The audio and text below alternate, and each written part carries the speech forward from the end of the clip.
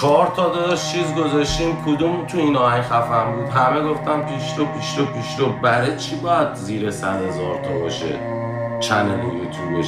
من کیرم تو دهن اون معرفت. چطور میشه 20 سال زحمت بکشی تو رپ فارسی؟ اصلا خودمو نمیگم آقا، ایشونو میگم.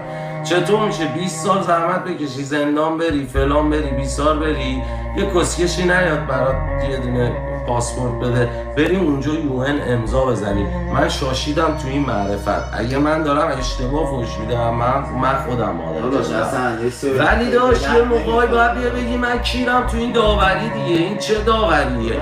یارو میکاپ میکنه داداش، یارو میکاپ میکنه، چونشو تکون میده، کسکش 2 میلیون سابسکرایبر داره، 20 ساله داری رپ میکنی، یک شب داریم خواهی میکنیم، هنوز به 100,000 نرسیدی.